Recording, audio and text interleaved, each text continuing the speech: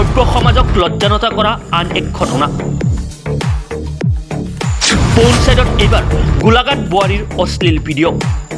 ৰাজ্যত পুনৰ সংগঠিত হৈছে সভ্য সমাজক লজ্জানত কৰা আন এক ঘটনা। ইটোৰ পিছত সিটো অশ্লীল ভিডিঅ' ভাইৰেল হৈ পৰাত তোলপাৰ লাগিছে সমগ্ৰ ৰাজ্যত। যোৰহাটৰ পাছত এইবাৰ গোলাঘাট বোৱাৰীৰ অশ্লীল ভিডিঅ' ভাইৰেল পৌন ছাইডত। উল্লেখযোগ্য যে যোৰহাটৰ পৌন ভিডিঅ' কাণ্ডৰ পাছত এইবাৰ তোলপাৰ লগাইছে গোলাঘাট জিলাৰ সৰুপথাৰৰ সীমাৱৰ্তী মধ্যমপুৰ সোণোৱাল গাঁও। পৌন ছাইডত গাঁওখনৰে এগৰাকী বিবাহিতা মহিলাৰ অশ্লীল ভিডিঅ' ভাইৰেল হৈ পৰাৰ পাছত গাঁওখনলৈ উক্ত মহিলাগৰাকীৰ প্ৰৱেশ নিষিদ্ধ কৰিছে সোণোৱাল গাঁৱৰ ৰাইজে।